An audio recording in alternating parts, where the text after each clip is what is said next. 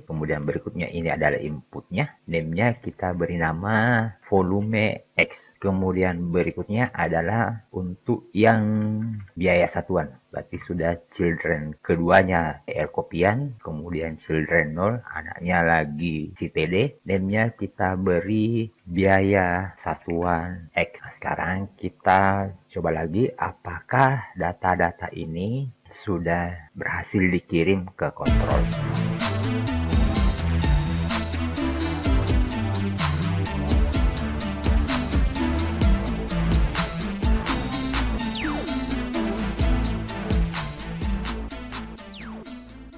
Event berikutnya yang akan kita tangani adalah ketika melakukan penggantian volume atau biaya satuan untuk di baris-baris yang ada di table ini. Dalam kondisi sekarang, ketika diganti volumenya, jumlahnya tidak berubah. Demikian juga ketika diganti biaya satuannya, jumlahnya tidak berubah. Harusnya ketika melakukan penggantian di sini atau di sini, maka jumlahnya harus berubah. Demikian juga totalnya. Nah, kalau begitu sekarang kita buat sebuah function lagi dengan nama function hitung jumlah body. Karena tadi kita sudah membuat perhitungan jumlah, tapi namanya hitung jumlah header. Nah, yang ini agak beda. Saya katakan agak beda dibandingkan dengan proses menghitung yang ada di sini. Ini langsung muncul jumlahnya. Agak beda karena untuk yang di bagian sini harus mampu mendeteksi terlebih dahulu di baris mana melakukan penggantian volume atau biaya satuan. Kalau di baris di sini yang diganti, maka di sini yang dihitung jumlahnya. Kalau yang di sini yang diganti, ya berarti jumlah ini yang dihitung. Function yang kita buat tadi, yang kita buat ini, function hitung jumlah body harus mampu mengetahui volume atau biaya satuan mana yang diganti. Berarti ini butuh informasi atau butuh argumen. Anggaplah argumennya kita beri nama vol biaya. Vol biaya ini kita posisikan sebagai volume atau biaya yang diganti. Jika sudah ketemu volume atau biayanya yang sudah diganti atau elemen mana yang diganti, maka dengan mudah kita mencari tahu barisnya. Baris diganti itu adalah induk dari volume biaya.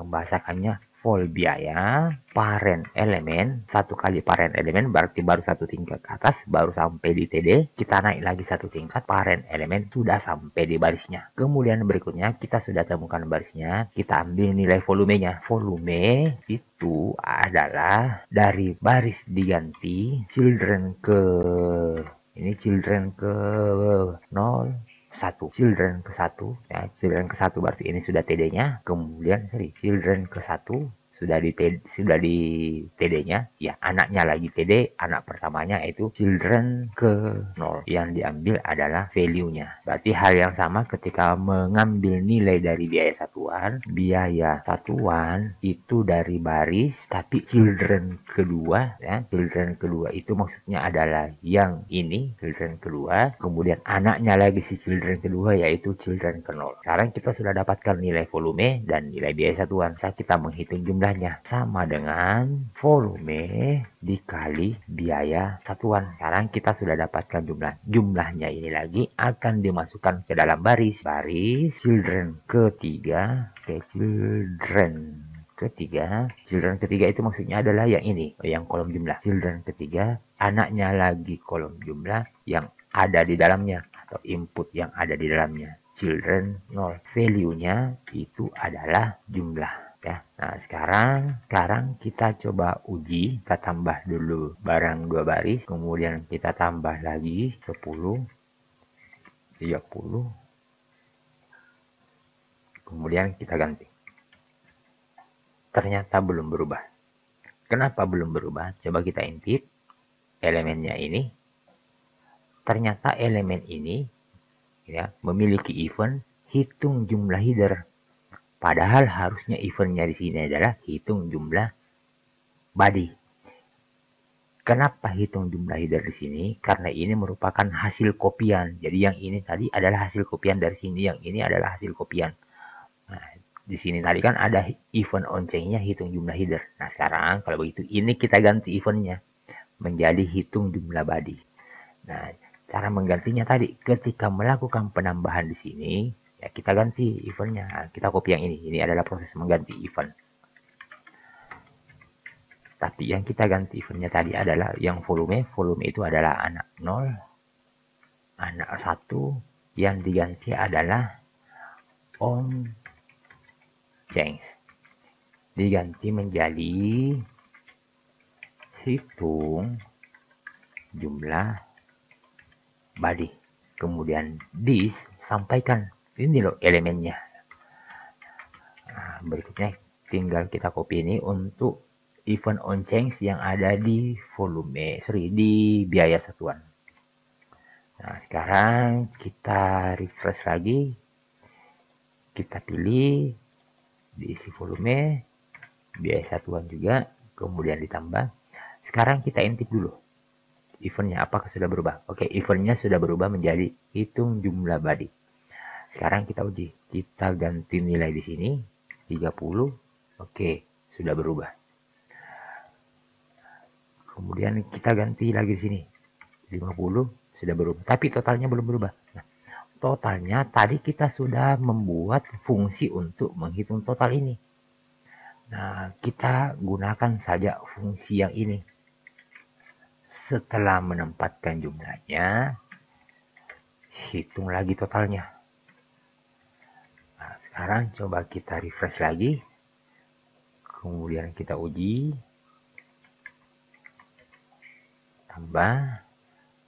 Kita tambah 2 baris ya. Jadikan 2 baris.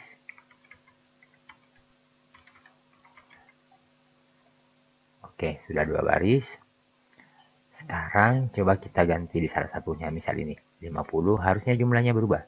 Berubah, totalnya juga berubah.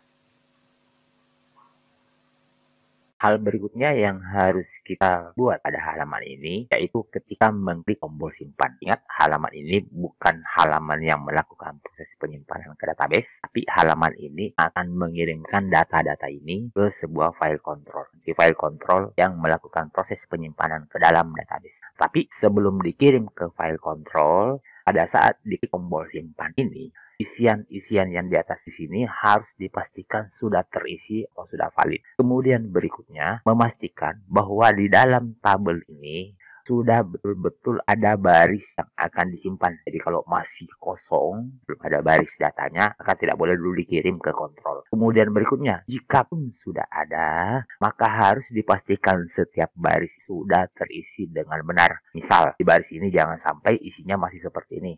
Atau di bagian yang lain, misal biaya satuan ini nilainya masih kosong seperti ini. Nah, ini dianggap sebagai sesuatu hal yang tidak valid. Sekarang kita buat lagi sebuah function yang akan digunakan ketika tombol simpan diklik. Function yang kita buat, kita beri nama periksa isi halaman. Function periksa isi halaman ini adalah function yang akan dijalankan ketika tombol simpan diklik. Jadi kalau begitu, kita pasang terlebih dahulu on kliknya tombol simpan, kita tambah on klik. Ketika diklik, ingat ini harus ada returnnya. Return periksa isi halaman. Jadi dia akan memeriksa isi halaman. Untuk pemeriksaan yang pertama dilakukan, yaitu memeriksa apakah isian ini sudah terisi dengan lengkap. Oke, untuk yang ini saya harap teman-teman sudah pernah mengikuti beberapa video pembelajaran kita sebelumnya, khususnya ketika melakukan proses insert data ke dalam database. Saat ini saya sudah memiliki baris untuk memeriksa isian-isian seperti untuk isian yang ini. Berikutnya adalah kita akan melakukan pemeriksaan terhadap data yang ada di dalam sini. Jadi yang pertama yang harus kita periksa adalah mengetahui ada tidak baris di dalam body ini, di dalam body ID. Caranya menghitung jumlah baris di dalam baris ID ini, body ID ini gitu ya. Cara mengetahui jumlah barisnya pernah kita buat ketika menghitung jumlah. Nah, ini adalah mengetahui jumlah baris atau jumlah elemen yang ada di dalam body ID. Nah, kita copy yang ini. Kemudian berikutnya kita memeriksa jika jumlah baris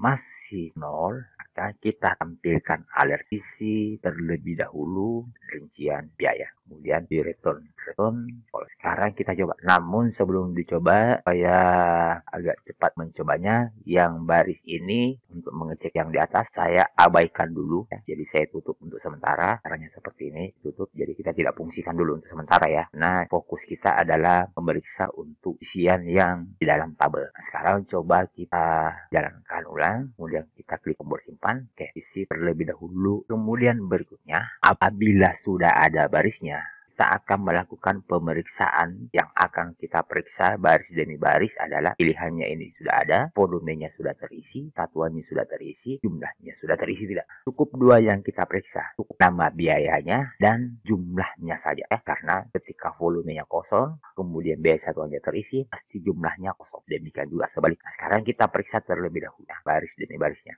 Karena jumlah barisnya kita tidak ketahui, maka kita melakukan proses pengulangan. Proses pengulangan sama dengan mengulang ketika menghitung total. For, kita buat sebuah variabel, baris ke sama dengan 0, kemudian baris ke nilainya itu lebih kecil dari jumlah baris. Kemudian baris ke itu bertambah satu.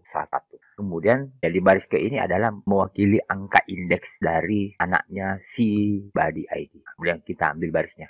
Baris sama dengan yang ini kalau tidak salah kita pernah membuat ketika menghitung jumlah yang ini menghitung totalnya ini yang kita ambil. Baris itu adalah elemen dalam body ID anak indeks ke tapi ini pakai indeks ke ya. Oke, kita ganti sini indeks ke saja ya supaya seragam. Sekarang kita sudah dapatkan barisnya. Berikutnya kita mengecek baris yang pertama untuk di kolom atau TD yang pertama. Kemudian di dalam TD tersebut ada sebuah elemen yaitu elemen select. Pilihan dari baris children 0, kemudian children 0 lagi. Berarti ini adalah elemen selectnya. Lalu value. Yang kita periksa. Jika pilihan masih sama dengan garis datar, ambilkan pesannya lagi. Alert, silahkan isi pilihan pada baris kedua, kemudian tambah ini maksudnya adalah menyambung ya. Jadi kalimat ini disambung dengan angka indeks ke, tapi indeks ke ini kan berangkatnya dari 0 kemudian 1. Jadi kalau indeks ke itu nilainya 0 berarti itu maksudnya adalah baris 1. Tapi kalau begitu kita tambahkan 1. Nah, tapi ini kita buatnya di dalam kurung seperti ini. Kemudian return false. Jadi jangan lanjut ke baris berikutnya. Kita periksa lagi untuk jumlahnya. Nah, jumlah sama dengan copy dari sini ya. Tapi ini bukan children 0. Ini adalah children ke 0, 1, 2, 3. Children ke 3. Kemudian anaknya lagi si children 3. Kemudian dibuat lagi if jumlah sama dengan 0, hanya sama dengan 0, atau karena bisa jadi jumlah tersebut berisi nan. Is nan jumlah, hasilkan lagi pesan kita copy yang ini ya. Silakan isi volume atau biaya satuan pada baris ke. Ya, jangan lupa return false. Nah, sekarang kita uji apakah sudah berhasil. Kita refresh terlebih dahulu. Kita tambahkan 2 baris. Sekarang anggaplah kita buat menjadi salah. Misal di baris kedua ini ternyata dia perbaiki dan lupa memilih. Kita klik tombol simpan. Silakan isi pilihan pada baris kedua. Sekarang kita coba lagi. Kita melakukan proses pengisian. Tapi di baris 1 contoh ini masih 0. Lalu kita klik tombol simpan. Isi volume atau biaya satuan pada baris kedua. Selanjutnya, apabila data-data di halaman ini telah lengkap, kemudian diklik tombol simpan, maka data-data ini akan dikirim ke sebuah file yang akan mengontrol proses penyimpanan. Saat ini, saya telah menyiapkan sebuah file kontrol, saya beri nama kontrol tambah kegiatan. Namun pada tahap awal ini, di file kontrol ini, kita coba tampilkan terlebih dahulu data apa saja yang diterima dari halaman tambah kegiatan. Sekarang kita coba isi halaman tambah kegiatannya.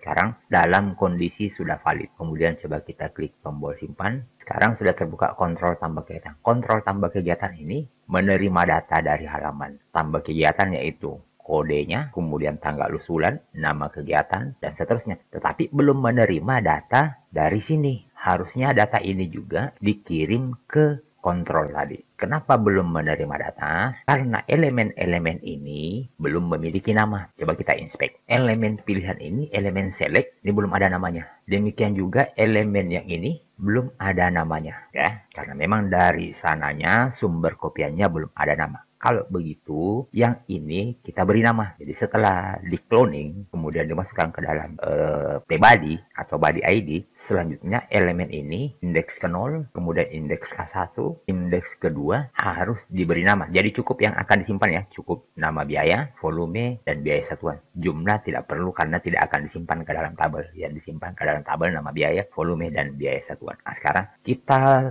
terlebih dahulu beri nama. Sini di hasil kopiannya kita beri nama untuk yang tadi. Nah, ini adalah untuk pengaturan atribut volume. Berikutnya kita beri juga atribut name untuk si nama biaya. Nah, ini saya copy ya. Kemudian saya taruh sini supaya tidak mengetik banyak. Yang diganti namanya itu adalah indeks ke 0, berarti TD pertama. Kemudian anaknya si TD pertama, berarti itu adalah sudah pilihan. Kemudian set atribut yang diatur yaitu name-nya. Name, coba kita beri nama kode biaya X. Kemudian yang volume juga kita beri nama, ini TR kopian children ke-1 sampai TD. Kemudian berikutnya ini adalah inputnya. Name-nya kita beri nama volume X. Kemudian berikutnya adalah untuk yang biaya satuan. Berarti sudah children keduanya TR kopian. Kemudian children 0, anaknya lagi si TD. Name-nya kita beri biaya satuan X. Nah, sekarang kita coba lagi apakah data-data ini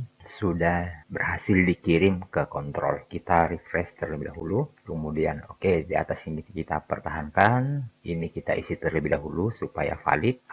Kita tambah 2 baris ya. Jadikan 2 baris, tambah. Oke, sebelum kita klik tombol simpan, kita coba pastikan apakah elemen ini sudah ada name-nya. Inspect, oke, sekarang sudah ada name-nya. Yang ini coba kita inspect lagi, ini juga sudah ada name-nya. Biaya satuan X. Sekarang coba kita simpan. Betul, ternyata kontrol ini sudah menerima kode sampai dengan tadi. Kode biaya tanggal selesai. Yang masalah adalah biaya satuan. Kode biaya, volume, dan biaya satuan ini yang diterimanya cuma 1 baris. Padahal tadinya itu ada 2 baris. Yang diterima yang ini adalah baris yang keberapa ya kira-kira diterima. Coba kita lihat volumenya 10, baris kedua 30.